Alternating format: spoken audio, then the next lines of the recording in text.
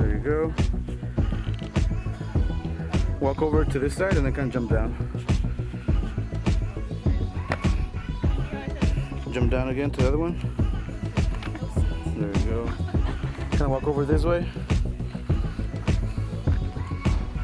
Today I want to review a video project that we shot in 2017. This was a conference video promo. It was a youth conference.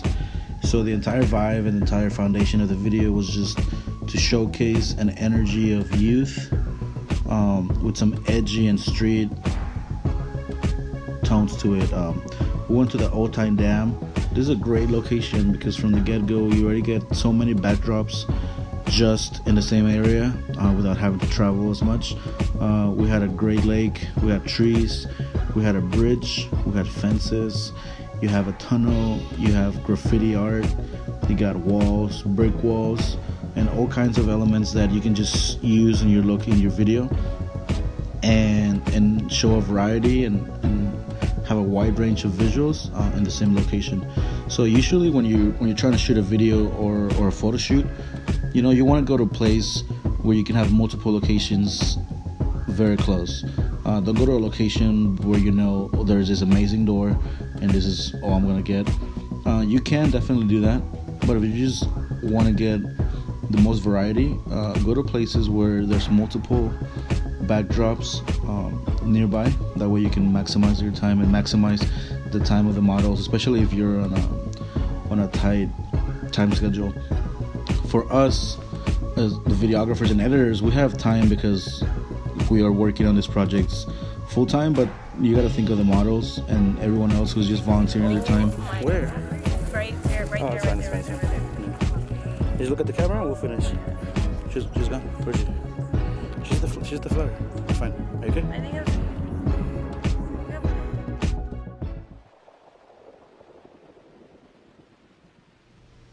When you're shooting a video like this, you know, you wanna be upfront from the beginning with your vision. You know, you wanna have the visuals in mind, and most of the end product you wanna just have already edited in your brain. You know, you don't wanna get to a location and start figuring things out. Obviously, creatively, when you're in a place, you know, the environment and the people and just the vibe, you know, it's just gonna inspire you to do more and come up with different shots and different elements that you weren't thinking of before.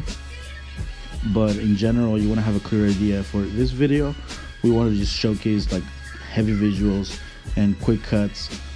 So we had this idea of a burning chair or just flames. So we took a plastic chair into the dam and we just lit it on fire, and we just shot as much as we could, and it was great visuals to get those flames up close and the melting plastic and the smoke. It just added so much to this video in contrast with the models and the smiles. We edited into black and white segments just to do the contrast and close-up faces, and just very edgy and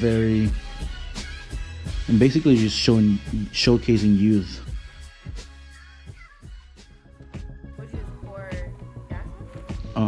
As production wise, we went there with 2 photographers and myself shooting video.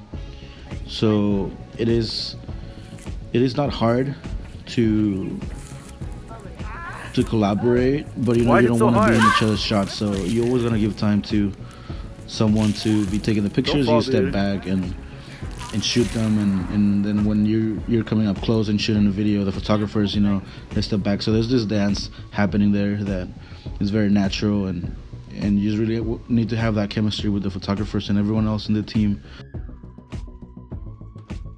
We didn't do a voiceover, or it wasn't an interview type of video, so it really works out perfectly because you can come up close and you can have these open conversations as you're shooting, because you can come up close and tell the models to smile, to come down, to look left, to fix their hair, to step back, and you're actively directing them as the video is going, and you just get a more natural feel because they're just reacting to your voice, they're reacting to your direction without pre-planning all their movements.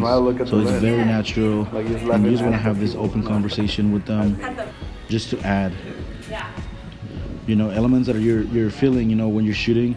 Pull your shirt, fix your watch, put your hands behind your head, and all these elements, that you already know visually. I just think that You just add a slow mo right there. You slow down the frames, and you're just gonna have a really cool effect.